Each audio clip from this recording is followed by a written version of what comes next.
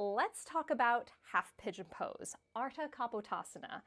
This is a pose that is commonly a favorite for many yoga students, maybe because it's a hip stretch, a back bend, a heart opener, or it just signals that class is getting really close to ending. Half pigeon pose is such a wonderful stretch, but there's a lot going on, and this can be a pose that is challenging for a lot of people and sometimes not really accessible. I'll give you some tips on what to look out for, some tricks to maybe make the pose a little more accessible, or if it's just not for you, some alternatives. A handy guide I use is to align my front knee with my wrist. This ensures that my knee stays a little bit wider than my hip, so the stretch happens more in the outer hip. Another thing to look out for is your back leg and to make sure that it is extended straight back. One cue you will probably hear a lot in class is to make a number 7 with your leg.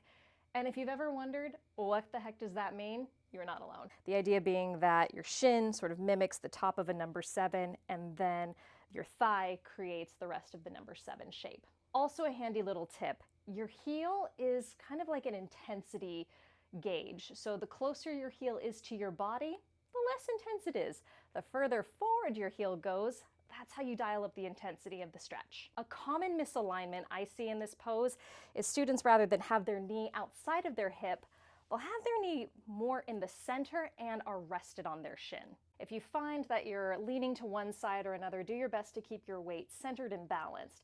And if there's a lot of space between your seat and the ground, use a block underneath for a little bit more support. Another thing to note, if you ever feel any sharp stabbing pain in your knee, stop the pose, come out of it safely, and maybe try an alternative version or set it up a little differently. If a traditional half pigeon pose is just not working for you, try the supine variation. Lay on your back, separate your feet hips width distance apart, cross one ankle over the opposite thigh. You can stay here or level up the intensity, lift up your legs towards your chest, grab behind the back of your thigh, or encourage your lifted knee forward. One last thought that I wanted to close out with. There is some debate on whether or not you should fold forward once you're in your half pigeon, sometimes called sleeping pigeon in class. There are some folks that say, well, half pigeon was originally intended to be a back bend and you should stay upright, or that say anatomically it may not be safe to fold forward, it could put a lot of pressure on your hips or on your low back, and then there are others that say, hey, it's fine, go for it. Do what works for you, do what feels good, and as always, if something does not feel good in your body, safely come out of it. Well, that was a very quick overview of half pigeon pose. Hopefully you got something out of it that'll help you in your next yoga class. If it does, let me know.